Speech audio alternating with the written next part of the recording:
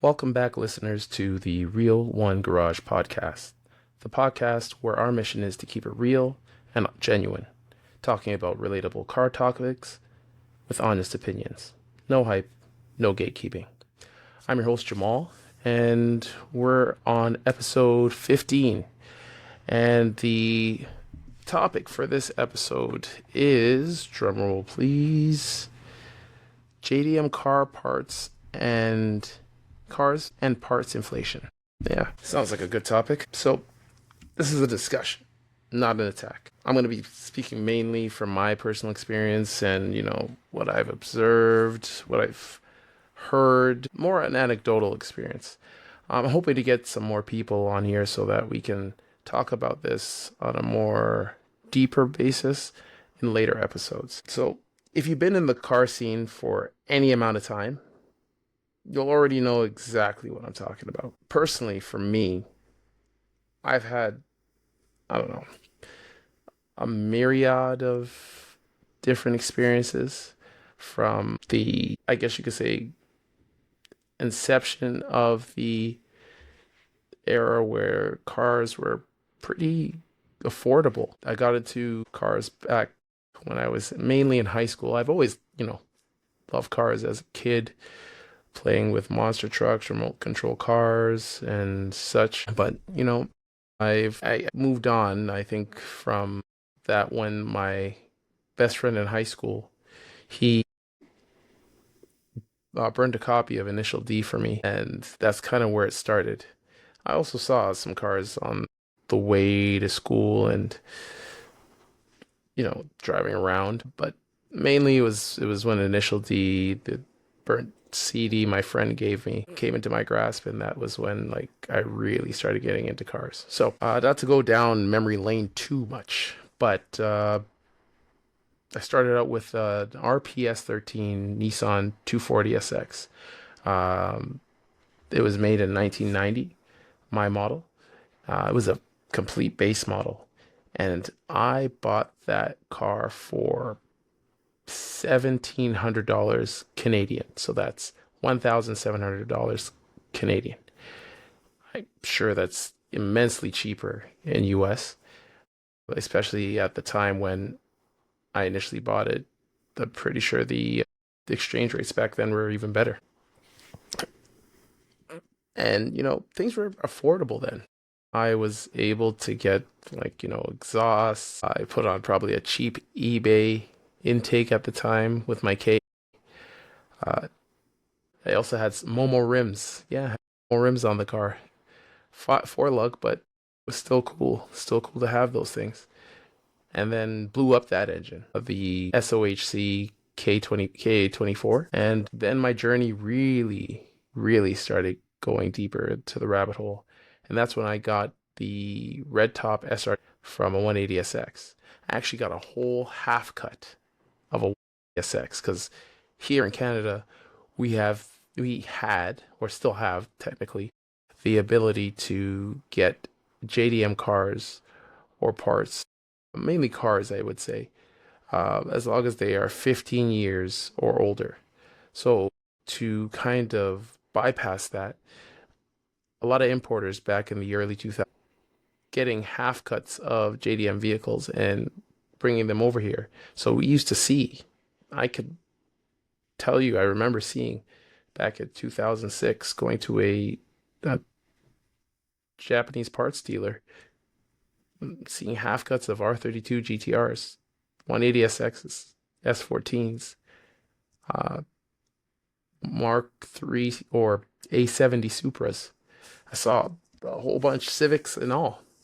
And it wasn't, I guess you could say, a strange thing to see. You used to be able to see those things a long time ago. And they were relatively not decently priced. I bought my SX half cut for, I believe, was the price. I think it was about $1,800 that I bought that for. And yeah, it was pretty good. Um, I got the whole half cut. Didn't have the front bumper, but I had the hood, the retractable lights, I had the fenders, I had the dash, and you can't even find dashes anymore. So I had the dash, had the digital climate control. I think that was one of my main, other than obviously the engine, one of my main parts of the car that I was so happy about. Digital climate control. That was something pretty much unheard of on most cars that we had back then. So to have something like that on an older vehicle and being able to install it on my car was just mind-boggling, and unheard of. And yeah, it was generally a decent price for those kind of things. I think after that, when I got my S14 240SX, I got I got a whole half cut of an S14 Sylvia, and that had some low mileage. I believe the 180 had about 120 in terms of the kilometers based on what the gauge cluster said. The S14 had about 72,000 kilometers, which was amazing. And I bought that whole half cut for $200 Canadian. So things were just reasonably priced. I started noticing the prices of everything increasing when I kind of jumped out of the car scene. There was a bit there where I was trying to, do the responsible thing and get a house, get a property. So in order for me to do that, I thought it was best for me to jump out of the car scene. That's when I sold the car I had at the time, which was a Nissan 350Z, and I basically just went into like a Condo Box Civic. I leased a brand new Civic and had a brand new Civic just to get me from point A to point B. But I never kept completely in the dark from how the car scene looked and what was going on. I always kept it nearby. I'd always checking on things, Facebook or anything like that. But yeah, I started noticing. I always looked at what my dream car I wanted, which was the Skyline GTR, preferably the Ford GTR. And I used to see on Goonet and some other random websites that were in probably full Japanese, didn't even have the translation option at the time, that the Skylines were probably priced around 45,000, 50,000, and this was probably back in like 2014, 15. And I just kept watching it.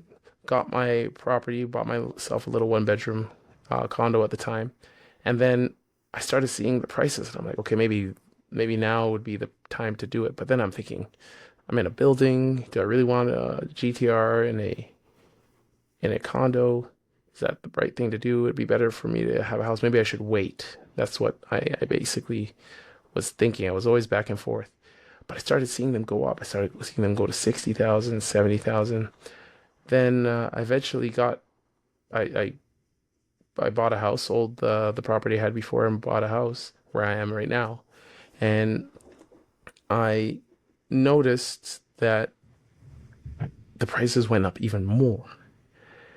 It was showing it was just on the precipice of COVID where the prices jumped from like 70 to, and I'm speaking Canadian dollars, so it was still, I guess you could say, relatively affordable for US citizens, given the fact that the dollar is worth more. Um, it went from 70 to 80 to 100K. And when I started seeing it at 100K, I was just like, whoa, this thing's just, jumped up almost double the price. I don't know if I would be able to do it at that point. And mind you, just a small side note to that, I was actually provided the opportunity to get an R34 GTR just before I had moved here. But, to being the responsible person, I said, no, that's okay. I don't want to, take out a huge loan or line of credit for this and not even have a house to store it in. So I did the responsible thing, and I didn't get it. Just to jump back again, I did say that, things were relatively cheaper back in the early 2000s. An R32 GTR, you usually could see, a not so decent one you could get for 10 grand, from what I understood from some friends and what they showed me. If you wanted one that was already imported here and was in pretty decent condition, I'd say probably double that, 20 grand. So in that, I was able to secure, after I got my house, the R32 GTR through the same friend who was originally going to offer me the R. Now, I'm not going to say how much I paid for it exactly, but I'll say it was a lot higher than what I had mentioned a decent 32 GTR would be back in the early 2000s, 2009, 2010 time. But I knew I had to jump on it. But it was still a shock for me personally to have to basically pay such a high amount for a 30-year-old car. Now, there was a part of me that instantly knew that once I did this, the money wouldn't be so much of an issue in terms of if I really wanted to, sell it again and then go into something else because, the GTR is going to retain its value. I realized that there was such a cult following around the GTR now that, and especially because the US, their import rule was about to elapse for the GTRs. I think it already had at this point for the 32s, and the 33s was coming pretty soon, if not had not already done. Yeah, I think, yeah, 33s were, that was 2020. I got my 32 in 21, so yes, the 33s were already able to go into the US. So things started speeding up for the US. And I think that was one of the reasons why the prices for GTRs and any of the parts, basically any kind of JDM vehicle, started to like skyrocket like crypto because the US were finally able to partake in enjoying these things in their own country. Uh, I could tell you this, that when our 15-year rule passed for importing, it was great.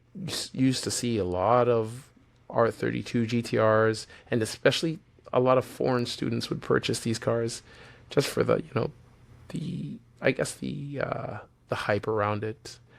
Um, so you did see the 32 GTRs, you did see the Supras, you did see the Civic Type Rs. You saw a lot of different cars that you wouldn't see here that only could get in Japan. Actually, lo and behold, at one point, before I actually got my 32 years ago, I actually had the opportunity to buy an A80 Supra, or you guys know it in the US as the Mark IV, 1993, so the first gen, for about $12,000 Canadian, and I didn't take it. So, like, that now, I'd be kicking myself in the butt constantly if I kept thinking about that because you cannot get a Supra for those prices. I think only one person, one YouTuber that I know got a Supra for that price, and that's Sam Lucas or Samit on YouTube. And he was just severely lucky because they thought the car was blown, the engine was blown, but it wasn't, luckily, and he capitalized on that. How often is that going to happen? Not many people are going to find 32 GTRs, 33 GTRs, 34 GTRs in the same condition. I wish, but no, it's not going to happen. With that being said, going forward again, the prices for things have just gone up astronomically. I even think about some of the parts that I am seeking after for our 32 GTR, which I have yet to purchase because I'm reluctant to purchase it right now just based on the cost. And, I'm a father now. Things have changed in life. A lot more things that I have to consider when making purchases. It's not as easy as making the choice to do that. And it's because everything is so much more demand. For example, one of the parts that I have mentioned in some of my YouTube videos that I want to purchase for my, one second, seems that there we go. Sorry, a little bit of a technical difficulty. All right, so yes, one of the parts I wanted to get was the boot lid for the R32 GTR. It's boot lip spoiler. It's just a small lip spoiler. Used to be able to get those things apparently for like $50. or like get them off of an R32 GTR trunk that was at an importer's. It wasn't anything special. Now, to purchase one of those things, you're looking to spend about $600 Canadian. Uh, and then for they also have a hood lip. It's like a hood lip spoiler, I guess. There's another accent that you could put on the R32 GTR. Same thing back in the day, maybe 50. You could probably get it for $40 from like a hood that you probably you get $100 hood from an importer, and you'll be able to just take that piece off, and then get it resprayed probably for another $100, and then put it on your car.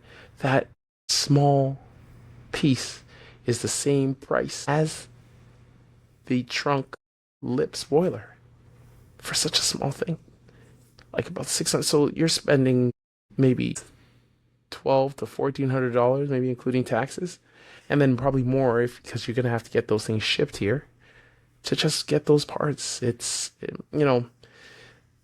I could say that one of the reasons why I personally got into the JDM car culture scene and became a car enthusiast on this end of the niche of the the manufacturers just going through for Japanese imports is because it was a reasonably, I don't know if I could use the word reasonable, but costs were low, at least on the onset of things.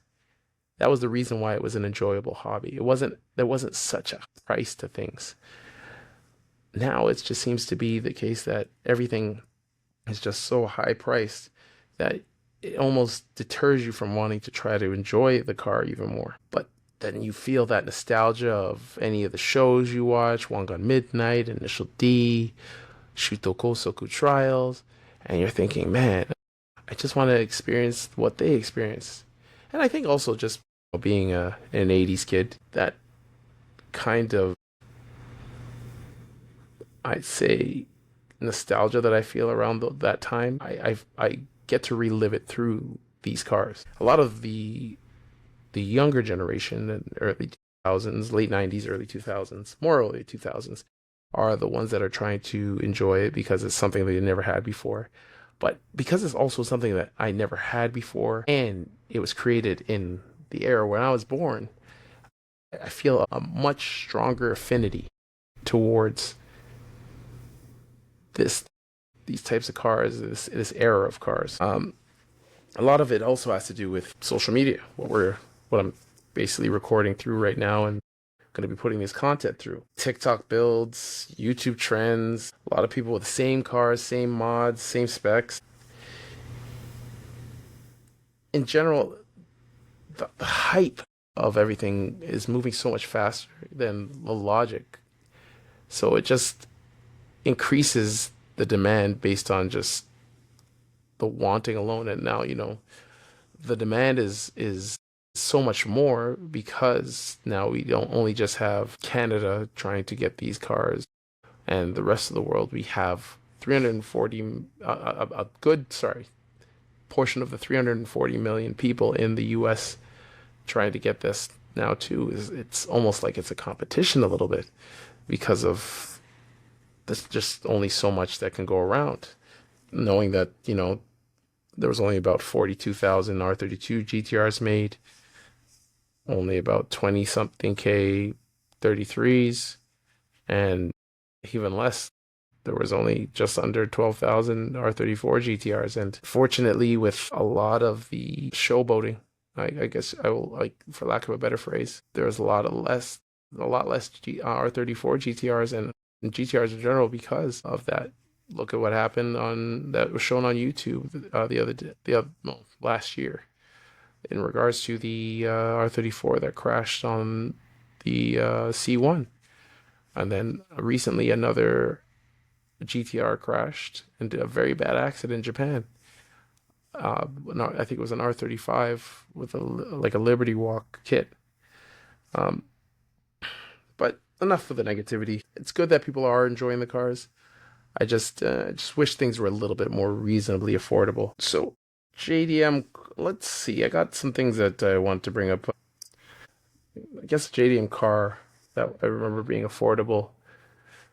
I guess I could just yeah bring up the Supra and another car as well. So the Supra I found was green, um, 93, 52,000 kilometers, 2JZ twin turbo engine, $12,000.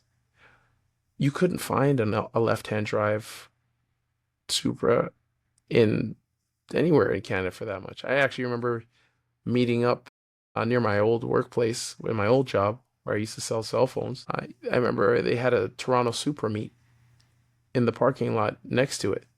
And there was a whole bunch of Supras, a lot of older men that owned these Supras, and they were talking to sell their Supras for like 60, 70K, 80K Canadian again. And I was just like, man, that might as well be $1 million because I didn't have that cash then. But to find a Supra for $12,000, that was amazing. I wish I had purchased that. I wish I had purchased that. I would, if I pushed that rather than my 350Z, it would have been great. The only thing is, I did drive my 350Z in the winter, so I don't know if it would have been a good idea to do that with the Supra. That would have been probably a very bad idea, especially with the way they sold the rules here. And then the other car was an R. There was two actually, just down the road from the Supra, an R30 Midnight Purple GTR. I saw that. Saw two of them right after I saw the Supra. They were for about 20K. One was a regular base model, the other one was a V-Spec. Both midnight purple. $1,000 for one, and I think $23,000 for the V-Spec. You will never find those prices again, especially for a midnight purple or a V-Spec. That was a great find. I just didn't take, I guess you could say, the leap and purchase them because I had friends telling me, hey, where are you going to find insurance for a right-hand drive car? But if you do find something that you really like and make sure you do your homework to make sure you're getting the most out of it, go for it.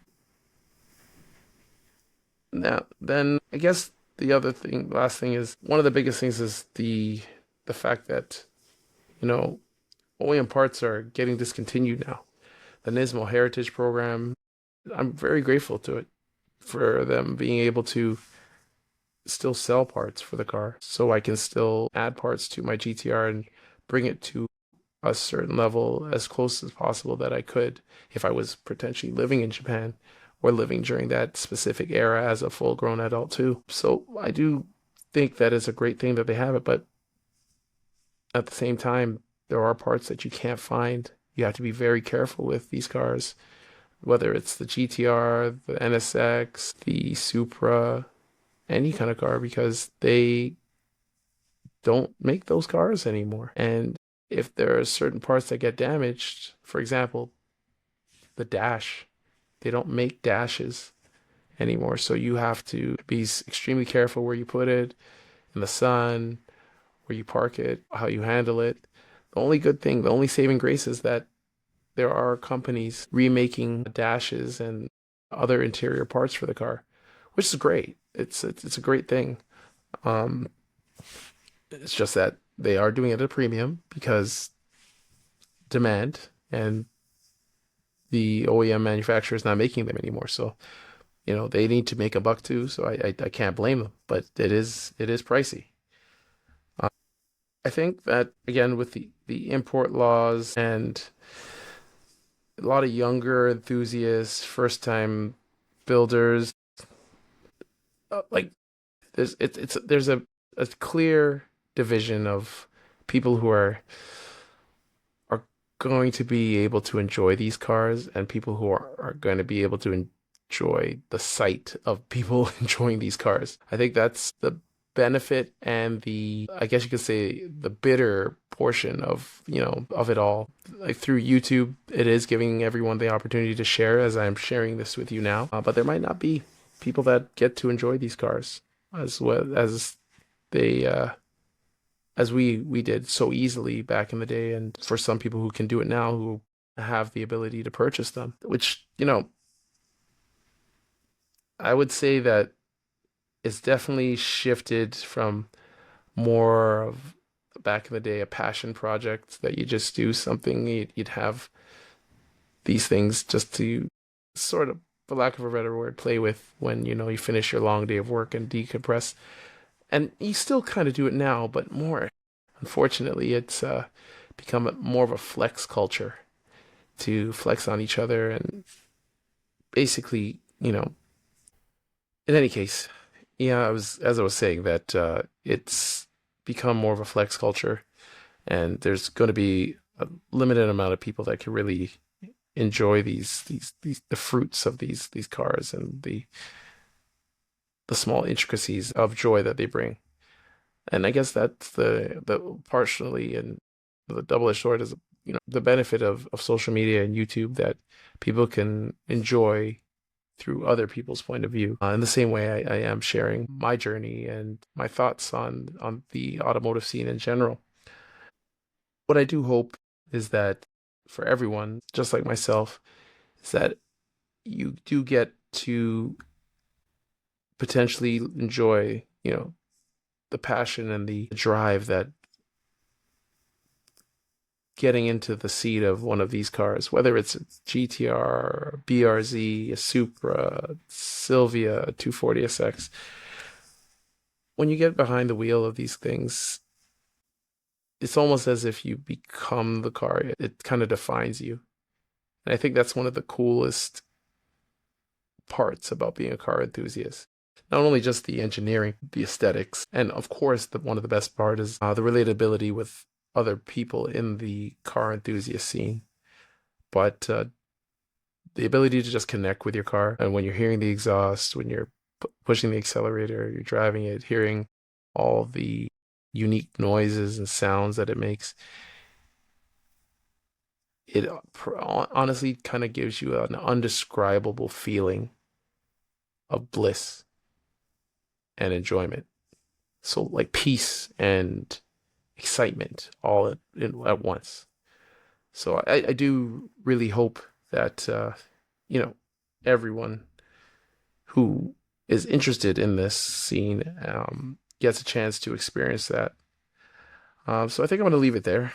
Um, just wanted to have a bit of a talk on that, and in regards to the parts and the cars in general and how they've increased. Everything's pretty much 100K now.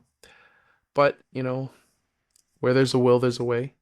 So I hope that again, anybody who's interested in sharing this passion that I've been in for about 25 years now, I hope that you'll get a chance to do the same.